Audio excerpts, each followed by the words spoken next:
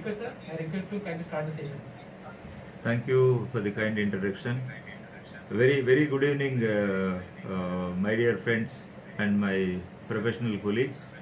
This is Dr. Sepuri Krishna Mohan, endocrinologist, Kurnool. So today we are going to talk about the case-based outlook to optimize the SGLT2 inhibitors and DPP4 inhibitors, the fixed dose combination in the management of type 2 diabetes mellitus. Next slide, please. Yeah, this is a case-based study. So let's look at this case. This is Mr. Vijay, a patient of type 2 diabetes, uncontrolled on metformin. And this guy is a corporate executive. He is a non-smoker, 49 years old, and he's been suffering from type 2 diabetes for the last 2 years and hypertension for the last 6 years. A case of subclinical cardiovascular disease, that is atherosclerotic cardiovascular disease. So his glycated hemoglobin is 8.6% and he is obese. His BMI is 28.5 kilograms per meter square, and the 12-lead electrocardiogram changes suggestive of left ventricular hypertrophy, and the 2D echo, the left ventricular ejection fraction is 60%, which is normal. Anything above 50% is considered normal, and the urine albumin creatinine ratio is 200 milligram per gram creatinine, and so he's got the microalbuminuria and another risk factor. So we are all sorting out the risk factors actually. So it's an uncontrolled diabetes, and he is obese, and the positive finding is he is non-smoker, and EKG shows his left ventricular hypertrophy, which is a predictor of future atherosclerotic cardiovascular disease, and left ventricular ejection fraction is normal, and his microalbumin is positive. It's so 30 to 300 milligram, we consider it as microalbuminuria, and the estimated glomerular filtration rate is almost excellent, that is 75 ml per minute per 1.37 meter square of body surface. And the medication is, he is taking metformin 1 gram BD twice a day, and amlodipine 5 milligram plus telmisartan, a combination dose of antihypertensive dual therapy once a day. Next slide, please. And here you can clearly see the diagram which is given in the American Diabetes Association Standards of Medical Care in Diabetes, the latest one, the 2021, being published in Diabetes Care 2020 January itself. And after all, why should we target HbA1c for Mr. Vijay? This is the question, right? So he is a corporate executive. We have summarized everything, and non-smoker, 49-year-old, and here it is 49-year-old, and diabetes for the last 2 years, and hypertension, essential hypertension for the last 6 years, and metformin 1 gram BD, and amlodipine telmisartan 5/40 OD, and his glycated hemoglobin is 8.6. So the normal is around or below 7. So it's at least 1.6% away from the normalcy. So, and he is obese, and his body mass index is 28.5 kilograms per meter square. Next slide, please. And the primary consideration, that's what I told, the more stringent goal of less than 7% is very much required for this person, and he is almost 1.6% away from the normalcy. So more than 1.5% of the HbA1c reduction is required to achieve the optimum glycemic control. Next slide, please. And maintaining the glycemic targets with a single agent can be very difficult to achieve. That's what all of you have experienced in your clinical practice. In the very beginning stages only you can control the patient's glycemic control or even the HbA1c with single agent, like to start with, always it is metformin unless otherwise it is contraindicated. And all of you are aware of this fact that it is very difficult in the very early period, that is maybe in the stage of prediabetes, or in the very stage of in the early course of the over diabetes, like where the fasting is somewhere around 130, 140, or the post lunch is just 200, maybe you will get a good glycemic control with one single agent, that is metformin, with the 2 grams of metformin. So that is 1 gram in the morning and 1 gram in the night. So glycemic control tends to decline over time with monotherapy. That's what UKPDS shows. The United Kingdom Prospective Diabetes Study, which is a landmark study that was done in the type 2 DM patients, and that was started way back in 1977. Okay. And the results were studied after 10 years and after 20 years, after 30 years, and now it's still ongoing. UKPDS is ongoing. So 4,075 patients with type 2 diabetes mellitus were randomized to diet alone and insulin and sulfonylurea or metformin for 9 years. These were the agents used that particular time, because nothing was available. Not even the glimepiride was available. Nothing. No other newer agents at the time of the beginning of the study. UKPDS, way back in 1977, there was only insulin and sulfonylurea and metformin, and the antihypertensive agent used was only atenolol. So when you see the bar diagram on the left side of this thing, so the adequately controlled on metformin group, they only on metformin, and the right side is the patients who are adequately controlled on sulfonylureas, that is the glibenclamide. So with one molecule, that is with metformin, you can see the percentage of HbA1c, that is in the y-axis, like only 44% were able to maintain the glycemic control after 3 years, and only 34% were able to maintain the glycemic control after 6 years, and a very few, like 13%, 13% of the patients suffering from type 2 diabetes were able to maintain the glycemic control with metformin. And when it comes to sulfonylureas, it's around 50% in the first 3 years, and 34% in the next 6 years, and 24% in the next 9 years. So as the duration of the diabetes increases, and naturally, see, type 2 diabetes mellitus is a take-home message, is always a progressive disease, and the beta cell functioning reserve goes down year by year. The theoretically postulated hypothesis of the death rate of this thing, the beta cell per annum is 4%. So by the time the patient is diagnosed with type 2 diabetes, according to the latest theory by Rolf A. DiFranco, my teacher, my mentor, is somewhere around some 80%. So at the time of diagnosis, the functioning beta cell reserve is only somewhere around 20%. So per annum it is 4% decline, and a patient would badly require insulin. That's what the take-home message is. Next slide, please. And now here we can see the classical omnious octet postulated by again my teacher, the great the endocrinologist Rolf A. DiFranco. This is the omnious octet, which are the causative factors for this hyperglycemia. And to start with, this is the decreased incretin effect, and the increased lipolysis, and increased glucagon secretion, and decreased glucose uptake by the skeletal muscle, and the increased glucose reabsorption by the kidneys, and the decreased insulin secretion by the pancreas, and the neurotransmitter dysfunction in the brain, and the increased hepatic glucose production at the level of liver. These are all the 8, the omnious octet that's involved in the process of hyperglycemia.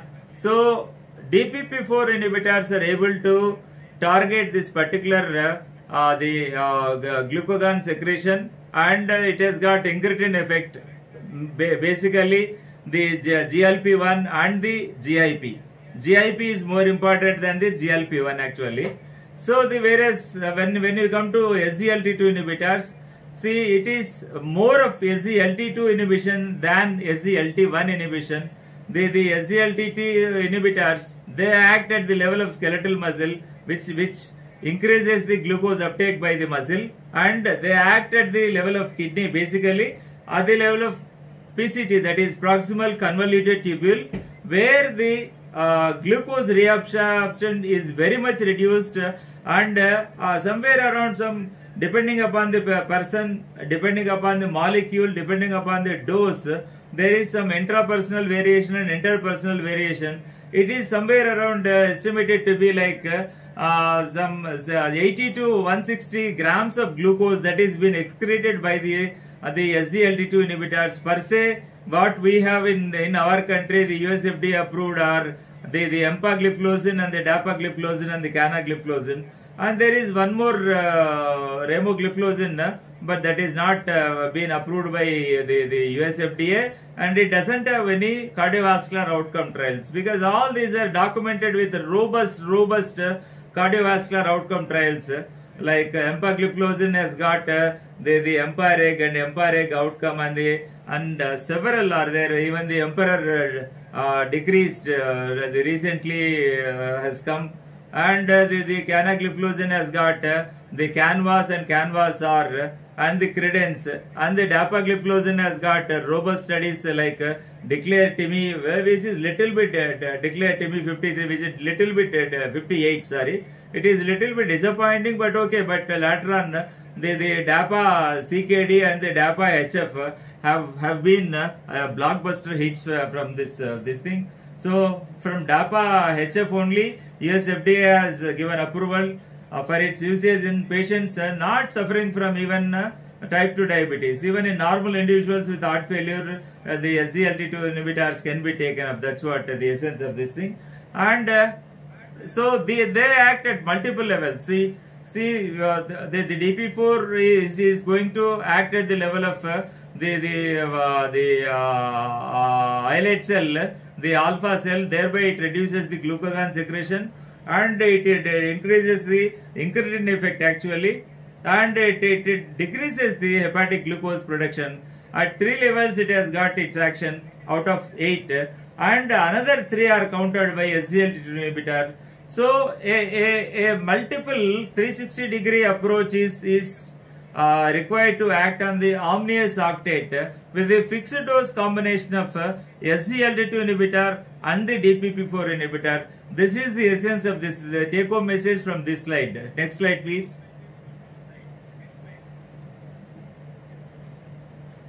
So the action is actually in between the SGLT2 inhibitors and the combination of DPP4 inhibitors is complementary in reducing the blood glucose levels. So the SGLT2 inhibitors, they act at the level of kidney. Actually, the SGLT2 inhibitors are present not other than kidney. They are somewhere present in the intestine and the heart also. They are SGLT2 receptors, but mostly like 95% of the 95 to 98% of the SGLT2 receptors are present in the proximal convoluted tubules, whereas the SGLT1 inhibitor receptors are present in the proximal straight tubule, that is PST.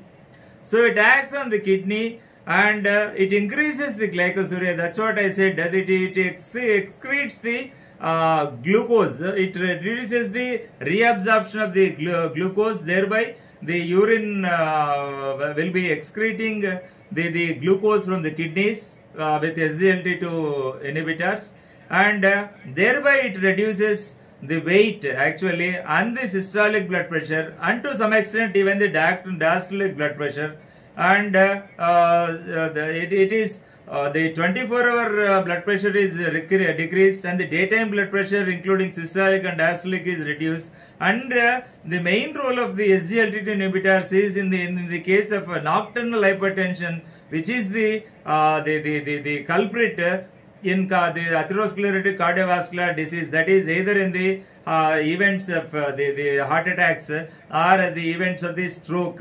That is very important. The nocturnal hypertension is the cause. So this is going to take care of the nocturnal hypertension, and thereby it reduces the glucose toxicity, that is glucotoxicity. And the DPP-4 inhibitors, I said, it is mainly going to act at the level of gut. That is the incretin effect, what we coin the term, the incretin effect. Thereby it acts on the level of, as I already told you, the GLP-1 and the GIP, and it increases the GLP-1. The incretin effect is on the GIP also. Therefore, it is weight neutral actually. Whereas the SGLT2 inhibitors, they tend to reduce somewhere around some 4.5 to 4.9 to 5.1 kilogram on an average when the patient is on the SGLT2 inhibitors. Whereas if you put the patient on DPP-4, you don't find an increase in the weight, but it is weight neutral. It doesn't reduce too much, like maybe half to 1 kilo reduction you may find in the clinical settings, and it will never increase the weight per se, unless otherwise the patient is on some other sulfonylurea or insulin or pioglitazone, which are the cause for increase, or the where the patient is not properly counseled for lifestyle modification, that is diet, exercise, the weight reduction, and the cessation of smoking and the cessation of alcohol, and both put together they reduce the hyperglycemia, which is called the pleiotropic effects of the SGLT2 inhibitors, not the DPP-4s. So certainly it is the SGLT2 inhibitors, they are called the pleiotropic drugs. After the metformin, after the statin, and these are the real good pleiotropic drugs with the pleiotropic effects. And at the level of pancreas, the indirect pancreatic effects, that is increased beta cell activity and increased glucagon, and the dual pancreatic effects which increases the insulin secretion, and put together the reduces the glucagon secretion, in turn which improve the insulin sensitivity. Next slide please. So you can see the bar diagram here, the cartoon which is published in the Diabetes, Obesity and Metabolism. It's a journal of pharmacology and therapeutics. And the original article, what it says, the effects on the alpha and beta cell function is sequentially adding empagliflozin and linagliptin to the therapy in people with T2DM previously receiving metformin, and an exploratory mechanistic study. So an important aspect of beta cell dysfunction in patients with T2DM is the failure to release adequate amounts of insulin in response to the increasing glucose levels. This is the pathophysiology. Either it is the insulinopenia or the insulin resistance, which is the background pathology. That's what. Treatment with empagliflozin plus linagliptin led to a marked improvement in the first and late phases of insulin response. That is, what is lost in particularly the T2DM, what is lost is the first phase of insulin response, that is called FIPR, and the second stage, what we call it a late phase, that is both are this is blunted. The late phase of this insulin response is blunted in T2DM, and so this results in hyperglycemia, and the combination of fixed dose combination of either empagliflozin 10 milligram plus linagliptin 5 milligram, that is standard, or the empagliflozin 25 milligram plus linagliptin 5, they have a marked improvement in the first and second or the late phase of the insulin response. And after the metformin failure, the empagliflozin linagliptin is an attractive option due to additive effects in postprandial glucose control, most probably mediated by complementary effects on alpha and beta cells. Next slide please. And you can see the standard, the latest treatment algorithm by the American Diabetes Association 2020 algorithm, SGLT2 inhibitors and DPP-4 inhibitors may be combined in eligible patients when HbA1c is 1.5 to 2% higher than the individualized targets. That is, if the HbA1c is somewhere around 8.5 or 9, the target A1c being the standard care says it is 7%, somewhere around 7% or less than 7% is the ADA's goal of the glycated hemoglobin. So when the patient's HbA1c is somewhere around some 8.5 or 9, you can combine these molecules. The patient is eligible to receive this. The only the contraindication for SGLT2 inhibitors being the stage 3 B kidney disease. That is, if the estimated glomerular filtration rate goes below 45, this item you have to stop this empagliflozin and the dapagliflozin, and preferably even the canagliflozin also. But the credence has proved that the canagliflozin can be given even at the rate the eGFR of 30 or more ml per minute. So you can see wherever it is like the indications for the first line therapy of metformin and the comprehensive lifestyle including weight management and physical activity, and the indications for high risk are established atherosclerotic cardiovascular disease or chronic kidney disease or heart failure. You have to they consider independently of baseline HbA1c or individualized HbA1c target. Even the patient is to the target, even to the patient is somewhere around 7 or 7.5 also. If the conditions prevail, this atherosclerotic cardiovascular disease or heart failure or the chronic kidney disease, if the patient is eligible to take the SGLT2 inhibitors, you have to start this where the atherosclerotic cardiovascular disease predominates. The drug of choice will be the GLP-1 receptor followed by this particular the SGLT2 inhibitor, and where the heart failure or the CKD predominates, usually the drug of choice will be the SGLT2 inhibitor followed by this particular the GLP-1 receptor agonist, the injectables, wherever you see the SGLT2 inhibitors and the DPP4 inhibitors, they have got a role. And next slide please. And the available SGLT2 inhibitors in our country, I said already, this is the empagliflozin, dapagliflozin and canagliflozin. The FDC, the US FDA approved, and one more is remogliflozin, and there are certain gliflozins which are not available in India. That is, one is the etugliflozin from EMERC. It is not available in India. And the one more is the sotagliflozin. It's a wonderful molecule by Sanofi and Lexicon, and that is the only molecule which acts at the both levels. That is the SGLT1 as well as the SGLT2 receptors. So the available fixed dose combinations in the world. So as of now, I think in India we have only empagliflozin and linagliptin to the best of my knowledge. So that is the Glixambi from Boehringer people, and the US FDA approval was given in 2015, and the status is 2017.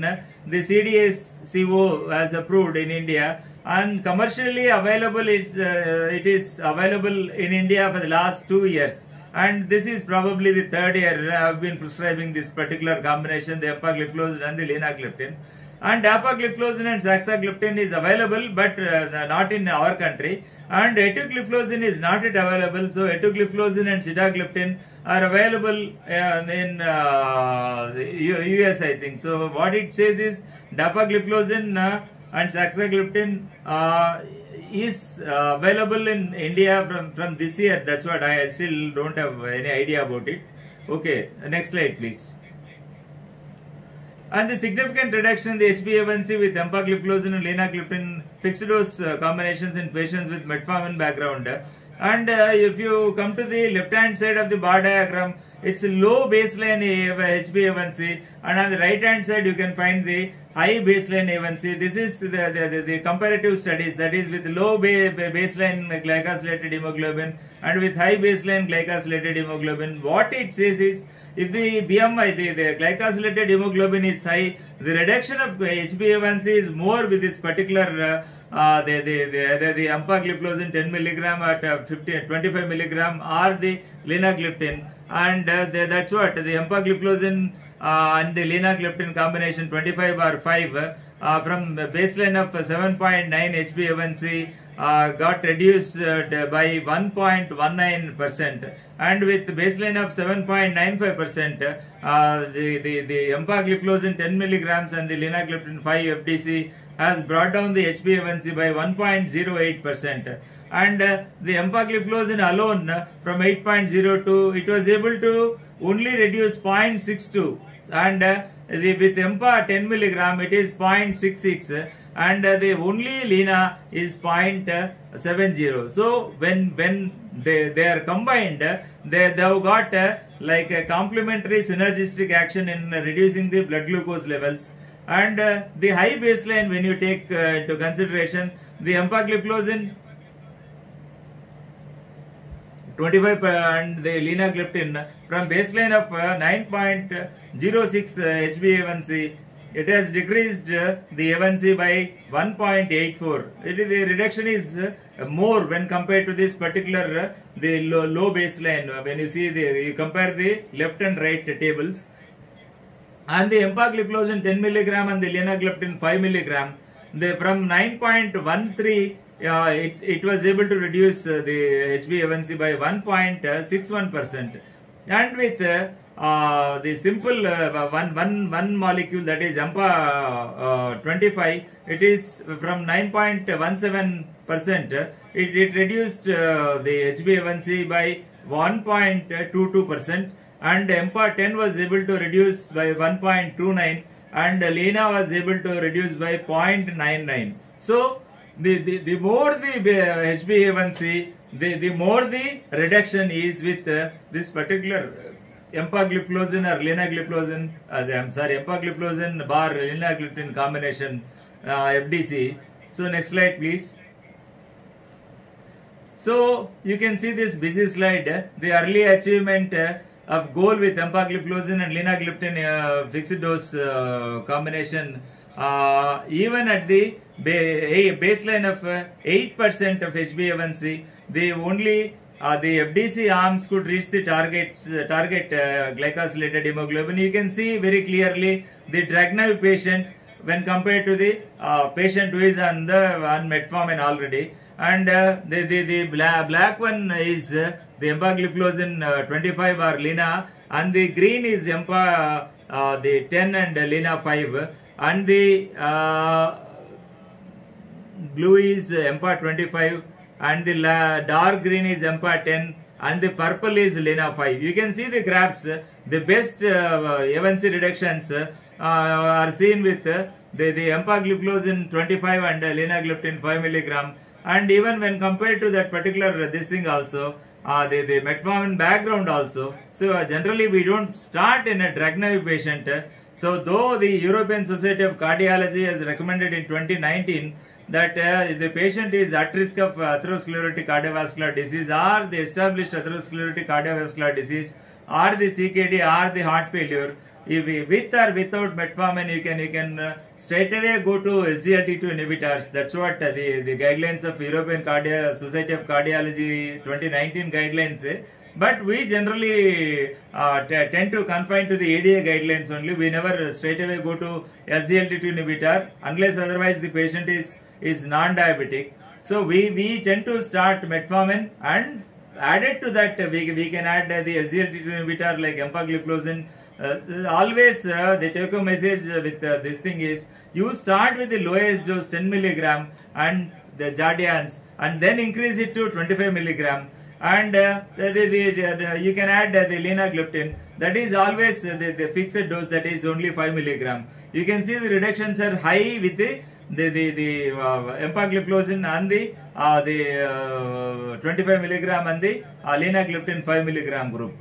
And this is again a study by great teacher, mentor Rolf A. DiFranco.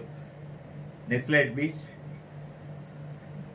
And empagliflozin and linagliptin FDC affords a significant body weight and blood pressure reduction. So that's why I said this particular group of drugs, the empagliflozin and the canagliflozin and the dapagliflozin, and especially the empagliflozin, because empagliflozin is a rose without thorn actually, out of all the gliflozins. So which has got the pleiotropic effects. That's what I said. It doesn't. It's as a like to start with the empagliflozin started as a just a mere blood glucose lowering agent until the 2015, and later on it had shown the reductions in the body weight. Later on it has shown reduction in the systolic blood pressure. Later on it has shown the reduction in the diastolic blood pressure. So with all the protection against the 3-point MACE, the protection against the heart failure, and the reduced risk of hospitalization for the heart failure, these are the multiple effects. Even at the level of liver also it has got its own effect, and even at the level of heart also it decreases the pulse wave velocity actually. So thereby decreases the arterial stiffness. This is the classical effect of the empagliflozin. So which makes it the pleiotropic drug actually. I said you can compare this the body weight reduction is somewhere around to a tune of 3 kilos from the baseline of 85.5 with 25 plus 5 FDC and 10 plus 5 FDC. You find the reduction of 2.6 kilograms, and when you take the systolic blood pressure, the 25 by 5, it has shown the reduction of 3.6 millimeters of mercury, and the next 10 by 5 has shown the reduction of systolic blood pressure by 2.8 millimeters of mercury. And when it comes to diastolic reduction, and it shows the 25 milligram plus 5 milligram to a tune of 2.2 reduction in the diastolic blood pressure reduction, and when it comes to 10.5 it is the same 2.2. And the slide doesn't show this particular the nocturnal variation or the daytime variation or 24-hour variation. It is very much drastic. Like the 24-hour reduction is somewhere around some 10 to 11 millimeters of mercury. Thereby it reduces the atherosclerotic cardiovascular events, that is either the heart attacks or the strokes. And especially the action is on the nocturnal hypertension, this particular. So smooth and sustained, added to the standard care of the antihypertensive therapy, the empagliflozin, if it is added, so it maintains the 24-hour the blood pressure without having the hypertension variability, that is the fluctuations in the blood pressure, that is blood pressure variability, what we call in the glucose variability. So the same thing is true with the blood pressure variability. The changes in the 24 hours, the spikes, the hypertension spikes and the hypotension spikes, and these are all the dipping and non-dipping, and that is not seen with particularly this empagliflozin. A smooth 24-hour control is ensured if it is added to the standard care of the antihypertensive therapy. Next slide, please. Now you can see in this, it's a beautiful slide actually. When we get into the insights into the potential cardiovascular benefits of empagliflozin and linagliptin fixed dose combination, and you can see here this half moon curve with slow pulse wave velocity, that is the normal arterial stiffness, to the increased pulse wave velocity as the age increases, as the diabetes duration increases, and the other risk factors like the hypertension and the other comorbidities like dyslipidemia and smoking and all these, they are put together, they increase the arterial stiffness.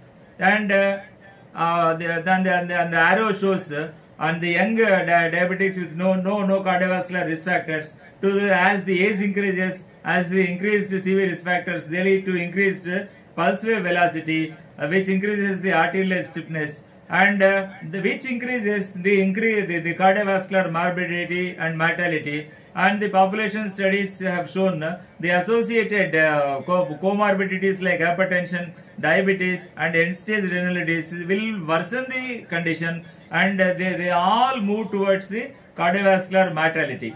And the abnormal afterload and the ventricular afterload arterial interactions will cause all this, the left ventricular hypertrophy, and it causes the myocardial fibrosis, and it causes the myocardial dysfunction. And one more thing is the endothelial sensitivity is also improved by this particular the SGLT2 inhibitors, particularly the empagliflozin, which is a take-home message. So thereby reduces the cardiovascular morbidity and mortality. And the concept is increased PW, that is pulse wave velocity, and resultant arterial stiffness leads to adverse cardiovascular events. And this picture clearly depicts all the pathophysiological features involved in the increased cardiovascular mortality. So next slide please.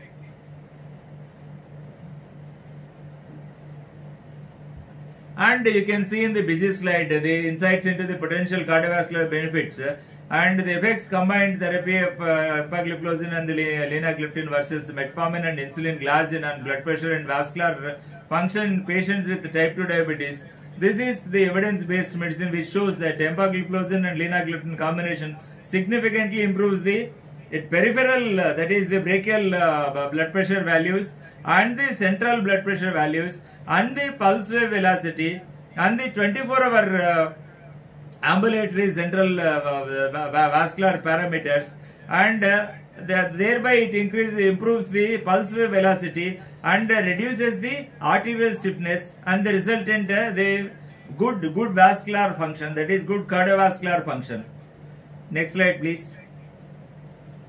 And the cardiovascular and renal outcomes with SGLT2 inhibitors, empagliflozin shows consistent reduction in all the cardiovascular and renal outcomes. So if you see on the left side, the parameters are the significant reduction in the hospitalization of heart failure, and the cardiovascular death, and the 3-point MACE, and the renal outcomes. So EMPA-REG outcome is the gold standard study which has given the robust evidence that the empagliflozin is able to reduce the risk of heart hospitalization for the heart failure, and reduces the cardiovascular death, and reduces the 3-point MACE, and improves the renal outcomes. You can see the hazard ratio and the confidence intervals all are towards the positive side, whereas the canagliflozin, when compared to that, it is okay with reduced hospitalization for heart failure, but not related to this cardiovascular death when compared to the empagliflozin, or even the dapagliflozin, even the etugliflozin also failed to prove this particular the benefits of the cardiovascular death mortality. And when you come to this the canagliflozin, it has got a very good role in reducing the 3-point MACE, and the renal outcomes are good with canagliflozin. And with declared TIMI 58, that's what I said, the dapagliflozin. This is the landmark studies you have to keep in mind always. The Vertis CV is done with etugliflozin. So the dapagliflozin has got a good reduction in the hospitalization of the heart failure, and it has got because recently I think in the month of May, I think, when we were in the lockdown, we were all caught in the lockdown. They declare after they declare TIMI, they had done the DAPA CKD. So DAPA CKD, seeing the overwhelming response, positive response, US FDA had asked this dapagliflozin people, that is the AstraZeneca people, to stop it prematurely.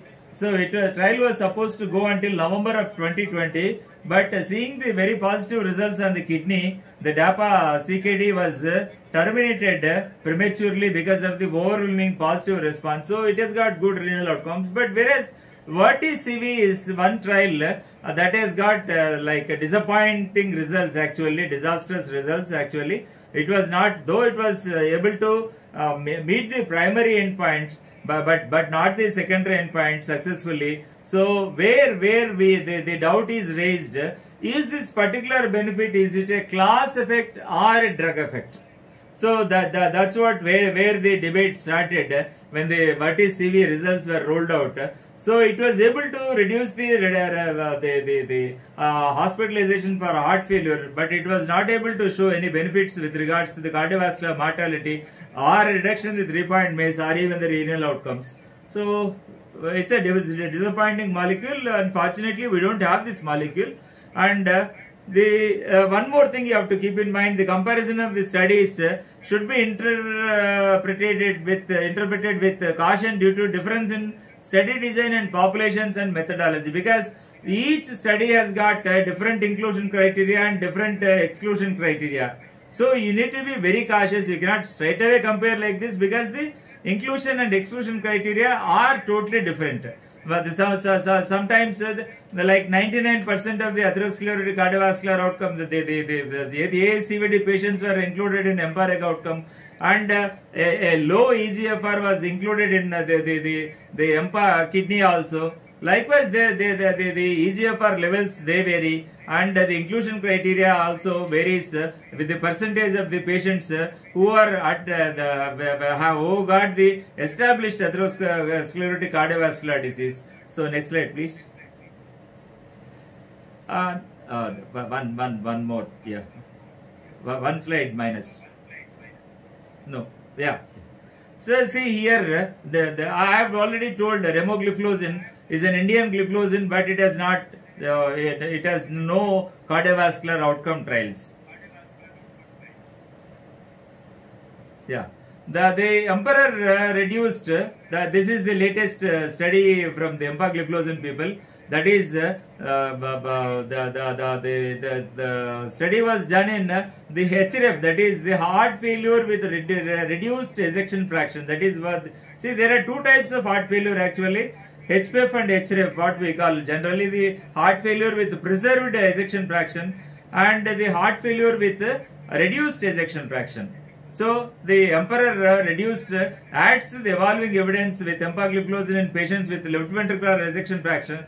The cutoff is the 40% of the left ventricular ejection fraction. Anything above 40% is called heart failure with the preserved ejection fraction. Anything below 40% of left ventricular ejection fraction is called the heart failure with the reduced ejection fraction, with or without type 2 diabetes, with EGFR of more than or equal to 20 millimol per minute per 1.3 meter square of the surface area of the body. And the top line efficacy results overview the three endpoints specified for the hierarchical testing, that is Emperor reduced. The primary endpoint, the adjudicated cardiovascular death or heart failure hospitalization is definitely met, the primary endpoint, and the key secondary endpoint is adjudicated first and recurrent heart failure hospitalizations, and the key secondary endpoint is the sloping of the estimated glomerular filtration. You can clearly see the hazard ratio and the confidence interval and the p-value, which are statistically very significant, and the slope difference of the estimated glomerular filtration was 1.73 ml per minute per 1.37, that is the per year. So next slide, please. And the cardiovascular and the renal outcomes with DPP-4 inhibitors, linagliptin has got ample evidence that it is safe across all the cardiovascular and renal outcomes. See, the linagliptin is another the drug which comes under the DPP-4 inhibitors, the gliptins.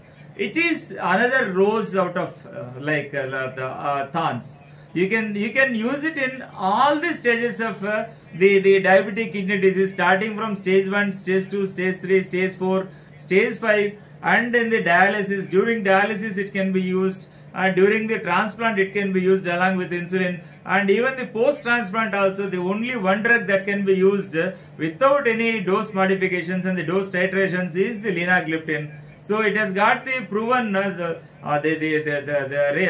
bit renal benefits, and the cardiovascular benefits also. It is neutral. Cardiovascular, it is neutral, but it has got some renal outcomes as we have seen with this the landmark trial Carmelina. And the Savar TB53 is with saxagliptin. It cannot be used because that tends to the gliptins. Again, when we come to gliptins, we have got they are starting from the vildagliptin, which has not approved by US FDA, and the sitagliptin was the first US FDA approved molecule, and followed by this the saxagliptin, followed by alogliptin, followed by danagliptin, followed by linagliptin, and danagliptin is not available in India. Alogliptin has come to Indian market. I think one company has brought the alogliptin also. You have to be little bit cautious when you are using this particular the saxagliptin and the alogliptin with regards to the heart failure. You have to be little bit cautious. You better avoid these two drugs. And you can use sitagliptin, but the best drug would be like based on the Carmelina, it is the linagliptin, and the cardiovascular death also you can see the hazard ratio, and the 3-point MACE also when compared to all these things. So these the saxagliptin and sitagliptin can be used, but not the saxa in case of the heart failure cases. And when it comes to renal outcomes, the saxagliptin has got very limited evidence, and Tecos has got very limited evidence, and whereas Carmelina has got the robust evidence. And once again, I mind you, my dear friends, the comparison of studies should be interpreted with caution due to the differences in the study design, populations, and the methodologies. So this is one real renal gliptin. The real renal gliptin is the linagliptin, which can be used at any point of EGFR. Even the EGFR is 4 or 5. You don't need to titrate the dose, down titrate the dose. Whereas the down titration is required for even the sitagliptin. If the patient is on 100 milligram of this thing sitagliptin, he has to come down when the EGFR has fallen below 45. You have to come down to the half dose, and when the patient is getting into less than 30, you have to make it 25 milligram. Whereas the same thing holds good for even saxagliptin. To start with, you can start with 5 milligram, but as the EGFR declines, you have to come down to 2.5. Whereas this particular the vildagliptin, though it has no CVOT, it has become off patent right now, and you can from 50 mg BD you can come down to 50 mg OD, and teneligliptin has got no CVOTs, and the only thing is the bad effect of teneligliptin is there is always a risk of the increased prolonged QT interval. That's what long QT interval syndrome and the short QT interval syndrome. This is related to the long QT interval syndrome, which may result in sudden cardiac arrest and arrhythmias, and followed by supraventricular and the ventricular arrhythmias, and may lead to sudden cardiovascular death. So you better not use this particular teneligliptin. And in cases of heart failure, better avoid this, the saxagliptin and the alogliptin.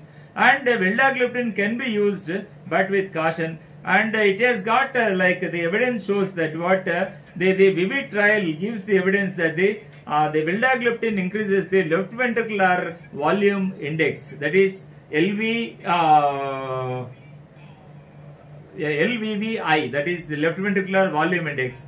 And again, next slide please. So the possible the albuminuria benefits with linagliptin, that is what we have learned from the Carmelina, and you can see this linagliptin significantly delayed the progression to the albuminuria by 14%. You can see the graph, and the pink one is the linagliptin, whereas the grey one is the placebo. When compared to placebo, there is absolute relative risk reduction is by 14%, and when it is linked to the significant regression in albuminuria, and it is 15% more the relative risk reduction, and the USAR reduction, that is urine albumin creatinine ratio reduction, is to a tune of equal or more than 50%. So next slide please. So that's what I said. The 2019 European Society of Cardiology Guidelines on Diabetes and Prediabetes and Cardiovascular Diseases developed in collaboration with the European Association for the Study of Diabetes. That is, it's a common consensus from European Society of Cardiology bar EASD.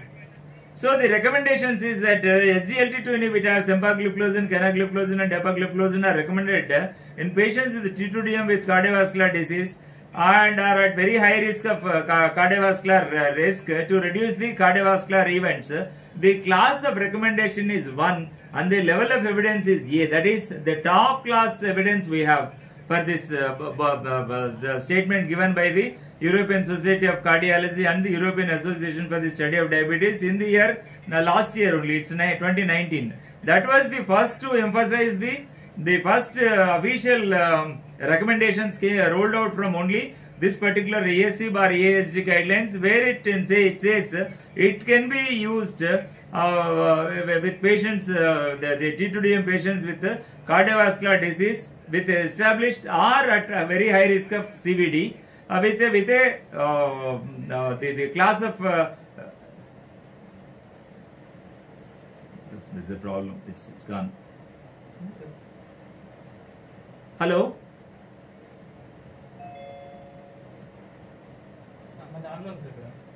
ఇక్కడ కొంచెం slides are not visible. Am I audible? So the level of evidence is the class A and the class of recommendation is 1, and the empagliflozin, especially it has said empagliflozin is recommended in patients with T2DM, not canagliflozin or dapagliflozin. With T2DM and cardiovascular disease to reduce the risk of death is the class of recommendation is 1 and the level of evidence is B. And the recommendations for the treatment of patients with diabetes due to heart failure risk and the same SGLT2 inhibitors, that's what I said, it is the same, the class of recommendation is 1 and the level of evidence is A, and the recommendation DPP4 inhibitors, sitagliptin and linagliptin have a neutral effect on the risk of, that's what I said, these are neutral to this cardiovascular effects, that is the heart failure hospitalization, HHF, and may be considered for diabetes treatment in patients with heart failure. That is, you can choose either sitagliptin or the linagliptin in cases of the hospitalization for the reduced incidence of hospitalization for heart failure. So any patient of type 2 diabetes suffering from the coronary artery disease, and one thing, the take home message I just wanted to stress once again, and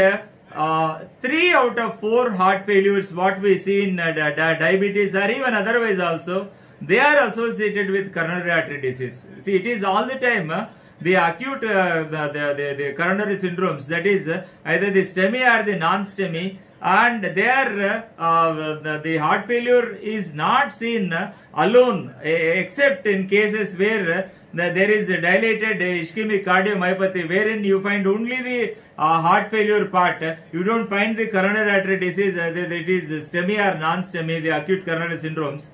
And we generally find like 75% of the heart failure cases are associated with either coronary artery disease, let it be a STEMI or non-STEMI. This is the point you have to, the take home message is this.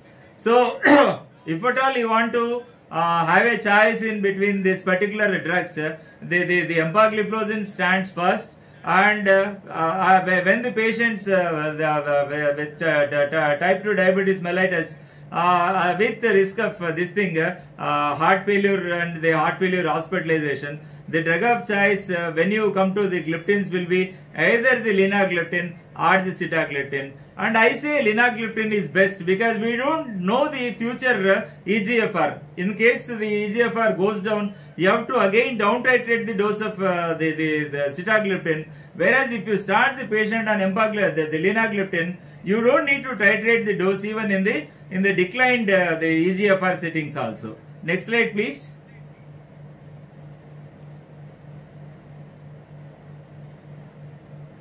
And the dipeptidyl peptidase 4 inhibitor saxagliptin significantly increase the risk of hospitalization for the heart failure. That's what I mentioned in my last slide also, and is not recommended in patients with diabetes with heart failure. Alogliptin was also associated with a non-significant trend towards hospitalization for the heart failure. That's what I said. Whenever you are choosing a DPP-4 inhibitor in patients with the type 2 diabetes with the heart failure, you better avoid saxagliptin and linagliptin, and better you don't prescribe teneligliptin, please, because it was cost effective. I don't deny that particular aspect, because we as per the WHO recommendations, Indians are our country falls under the category of low resource settings. That is, a developing country with a little bit of money, patient has to purchase the medicines. There is no comprehensive insurance system as we have in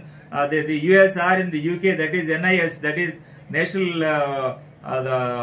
Insurance Service, that is US, and NHS, this is National Health Services UK, where every penny you don't need to take out even a single penny out of your pocket, a single dollar out of your pocket. But the situation here is totally different. We need to take out the money even for the consultation fees of the doctor, even for the laboratory investigations, even to purchase the medicines. So when it comes to the cost effectiveness, now you can go for a cheaper one, that is the off-patented vildagliptin, rather than going for this particular the teneligliptin. And vildagliptin had no significant left ventricular resection, but led to an increase in, that's what I said, left ventricular volumes, thereby the left ventricular mass index is increased. So next slide, please. And the cardiovascular and the renal outcome evidence with individual agents of the SGLT2 bar DPP-4 inhibitors in the FDC, and the globally approved are, I said, the empagliflozin with linagliptin based on the EMPA-REG outcome based on the Carmelina, and dapagliflozin based on the declared TIMI 58, and saxagliptin based on SEVA TIMI 53, and the etigliflozin based on the Vertis CV, and the first one belongs to Boehringer Ingelheim, and the second one belongs to the AstraZeneca, and the third one belongs to Merck. So you can see very clearly the 3-point MACE and the cardiovascular death and the hospitalization for the heart failure and the renal outcomes. You find a wonderful the decreased risk in all the 4 parameters is seen with empagliflozin. That is the outcomes of the EMPA-REG outcome, the results rolled out from EMPA-REG outcome. And when it comes to linagliptin, it is at least neutral with all this thing. I don't say it is pro, but it is at least neutral. It is.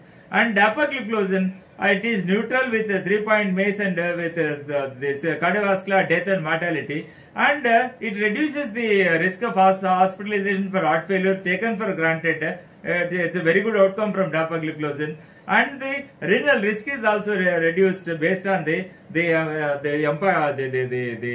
DAPA CKD, and saxagliptin is neutral, and when it comes to HHF, that is hospitalization for heart failure, it increases the risk along with the alogliptin. So you better avoid all these molecules. And the etigliflozin has disappointing and disastrous results. It was neutral with 3-point MACE. It did not exert any the class effects of this particular SGLT2 inhibitors, and probably it is a drug effect.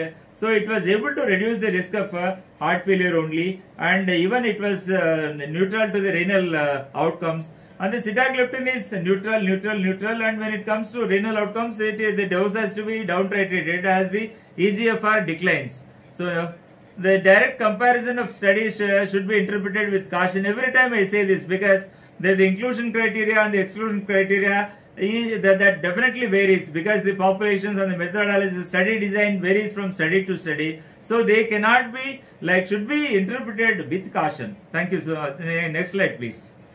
And despite high efficacy and no increased risk of hypoglycemia with empagliflozin and linagliptin. Yes, you can see this.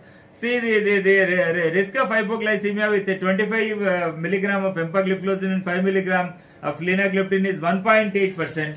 It is 1.1% with 10^5. With only EMPA 25 it is 2.2. Only EMPA 10 it is 2.2. And Lina it is 1.5. So the risk of hypoglycemia is very low with these particular combinations. And why the take home message here is, once the patient who is on this particular the molecules, the empagliflozin or linagliptin gets into hypoglycemia, you have to search for the three causes. One is either the patient is on insulin, or the patient is on sulfonylureas, or with a compromised, renally compromised patient with very much declined EGFR, wherein the patient has gone into a chronic renal failure, where there is unexplained hypoglycemia. So these 3 points must be you have to all the time bear in your mind with very caution, and you have to reduce the dose of insulin or reduce the dose of sulfonylurea, or try to modify the drug selection when the patient has got when the patient is getting into recurrent and the serious hypoglycemias as far as this particular molecules are concerned. Next slide please. And the lower incidence of genital tract infections, the genitourinary infections are very much lowered with the combination of empagliflozin and linagliptin fixed dose combination. The mechanism is still not yet known, but it is believed to be the hypothesis is that the DPP4 inhibitors, by inhibiting the incretins, the GLP-1 and the GIP, and thereby it alters the pH, whereas the microorganisms, let it be a candidial, let it be a bacteria, they cannot grow in this particular such pH. So there is a beneficial effect. You can see the very clearly the reduced incidence of genitourinary tract infections when added to this linagliptin. You can see very clearly it is EMPA plus Lina, it is 4%. It is EMPA 10 and all 4.4. EMPA alone is 6.5 and EMPA alone 25 or 10 is 6.5, whereas addition of linagliptin has brought down to 4 and 4.4, and alone linagliptin has shown a very low, it is 2.6. So all the time whenever you start the patient on this particular SGLT2 inhibitors, you have to counsel against this particular genitourinary tract infections, and you should warn the patient, you should counsel the patient, you should tell them that you are more prone to the genitourinary infections or the candidial or monalial infections, and ask them to maintain the genitourinary hygiene. That is number 1 point. And second is the SGLT2 inhibitors are they have some osmotic diuresis effect. So when the patient is on the diuretics, actually literally the loop diuretics like furosemide or torsemide, or the patient is on MRAs, that is mineralocorticoid receptor agonist, that is either the spironolactone or the eplerenone, when the patient is on that part, either the heart failure or the resistant hypertension. These are the two conditions wherein we use this, either the spironolactone or this particular eplerenone, and you have to be very cautious with those patients, and you should ask them that they may get dehydrated because of this addition. So because of the osmotic diuresis effect of SGLT2 inhibitors, ask them to get adequately hydrated with fluids like the plenty of water, plenty of buttermilk, plenty of lemon water, plenty of the ragi ganji, if the patient has no contraindication to that. And yeah, next slide please. And the good glycemic control delays the onset of complications and decreases the overall cost in the management of the type 2 diabetes mellitus. The cost of treatment versus complications, you can see in this the poor control is the red going up and up, and the good control is seen with this particular the blue line is the improved life expectancy and a better quality of life with better glycemic control, and the red is the decreased life expectancy with reduced quality of life with all the comorbidities and the complications of diabetes. The incremental cost goes up as the complications go up. And when there is no glycemic control, automatically the microvascular complications they set in first. On the macrovascular complications like cardiovascular disease or the strokes or the peripheral vascular disease or peripheral arterial disease, they start they are not totally dependent on the glycemic control, but the macrovascular complications are multifactorial in origin. So even before the onset of diabetes, even before the pre-diabetes, so they start if there is associated hypertension or the dyslipidemia or the renovascular complications. So if you can control the patient meticulously with regards to the glycemic control and the without having glycemic variability and a good A1C of less than 7%, around or less than 7%. So and one more take home message you have to all my doctors, dear doctors, the take home message is the disadvantage of HbA1c measurement. There are only two disadvantages the HbA1c. HbA1c never shows you the glycemic variability, one, and second thing is HbA1c never shows you that the patient has gone to into the hypoglycemia. So these are the two disadvantages we cannot trace out from this. These can be traced out only by the CGMS, that is continuous blood glucose monitoring, or SMBG, self monitoring of blood glucose. That they can be detected, the glycemic variability, the fluctuations in the blood glucose from 40 to 400 in a day, you can make it out by SMBG or CGMS, or even the hypoglycemias can be traced out, made out by this particular CGMS or SMBG, but not by the HbA1c. And just don't go by that, and always encourage this SMBG in your practice. Even the home blood pressure monitoring also you encourage in your practice. Thereby the quality of life improves, and the tolerance to the drugs also that improves automatically in your patients. And next slide please. And this is a very busy slide, and if I have to start, it's a little bit like endothelial dysfunction that leads to atherosclerosis and the left ventricular hypertrophy. That's what I told you. You cannot take left ventricular hypertrophy so simple. It is a very complex. The future indicator of the cardiovascular disease are the strokes. So the endothelial dysfunction is the root cause, and hypertension and the associated risk factors like diabetes, obesity, and the elderly patients, and the renal impairment that leads to endothelial dysfunction leads to atherosclerosis and left ventricular hypertrophy, which leads to myocardial infarction and stroke, which leads to the left ventricular remodeling, again the ventricular dilatation, and the cognitive dysfunction, which leads to congestive cardiac failure, and then the secondary stroke, which leads to end-stage heart disease, then the brain damage and dementia, and leads to cardio-cerebrovascular death.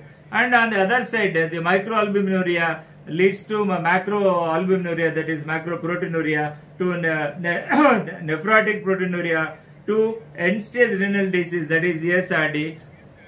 And this is how this is called the cardio-renal continuum. This is the metabolic cardio-renal continuum. That's what I explained. Either the heart and the brain complications or the kidney complications. And this is effect of empagliflozin or linagliptin FDC on metabolic cardio-renal continuum, and the robust 1.8% of HbA1c reduction in patients with uncontrolled on metformin, and significant pleiotropic benefits. That is, I said, the weight reduction and the BP reduction are not apart from the glucose reduction. it and improves the vascular resistance also, and that it improves the pulse wave velocity, and it acts on the level of liver also. It is not mentioned in the slide. Even in the liver also, it has got a tremendous role when it is related to either NAFLD or NASH. It reduces the fibrotic process. Thereby, NAFLD, if you can trace out the patient at the level of NAFLD by the fibroscan, you first order ultrasonography abdomen. So you find out whether the patient has got fatty liver or not. Fatty liver is nothing but NAFLD or NASH. And when you go for fibroscan, now it is a OPD procedure. All the medical gastroenterologists, they have these fibroscans. Once you stage this, either the stages are only this, like to start with is NAFLD, non-alcoholic fatty liver disease, and to NASH, the non-alcoholic steatohepatitis, and the pre-cirrhotic stage, the fibrotic stage, and the cirrhotic stage, and next is the hepatocellular carcinoma, that is SCC. And even in alcoholics also, it becomes AFLD, the alcoholic fatty liver disease, ASH, that is alcoholic steatohepatitis, and the pre-cirrhotic stage, and the stage goes very rampant in the patients who consume alcohol. And if you can trace out at this particular the NAFLD stage, if you start this particular empagliflozin, it has got a tremendous effect, like it prevents the scarring and the fibrosis of the liver. So thereby it has got a pleiotropic effects not only on the brain, not only on the heart, not only on the kidneys, not only on this the heart failure, the 3-point MACE and all, even at the level of liver also it has got. So it is a classical pleiotropic effect. So the cardiovascular remodeling evidence with empagliflozin, that is EMPA-HEART, yet to roll out, and MACE and heart benefits with empagliflozin, EMPA-REG outcome, and safety with linagliptin, Carmelina, and albuminuric benefits with linagliptin, the Carmelina, definitely. And the cardiovascular risk reduction in patients with atherosclerotic cardiovascular disease and type 2 diabetes mellitus with empagliflozin. The renal safety is established with linagliptin over multiple clinical trials and evidence from Carmelina. And the empagliflozin demonstrates the potential renal benefits as an exploratory endpoint as per the EMPA-REG outcome trial. And the empagliflozin significantly reduces the risk of cardiovascular death or hospitalization in heart failure, as is shown from the EMPEROR reduced trial conducted with in patients with heart failure, that is less than 40. I told you above 40 it is preserved heart failure with preserved ejection fraction, and HPF, and below 40 of left ventricular ejection fraction is defined as HREF, that is heart failure with reduced ejection fraction and without type 2 diabetes, with or without type 2 diabetes. That is now to start with, it was our molecule. As clinicians, as the primary care physicians, or the diabetologists, or the physicians, or the endocrinologists, it was to start with, it was our molecule. Later on, it was hijacked by the cardiologists. Now the nephrologists are claiming that it is their molecule. Whatever it may be, see, it has got a very good role in the breaking down the chain of the metabolic cardiorenal continuum. So next slide, please.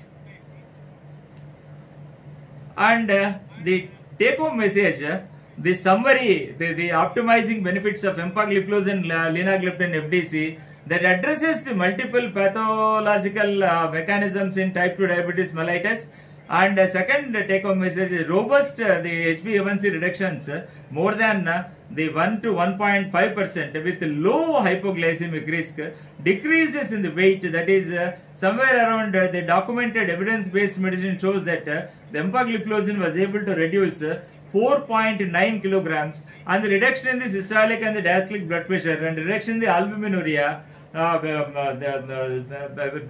because of both the molecules, and the improved vascular function with this particular the empagliflozin, and the robust evidence for cardiovascular and heart failure and renal outcomes with empagliflozin and linagliptin, and the proven mortality benefit is empagliflozin in type 2 DM with atherosclerotic cardiovascular disease, that is Class 1 recommendation as per the European Society of Cardiology and European Association for the Study of Diabetes 2019 recommendations.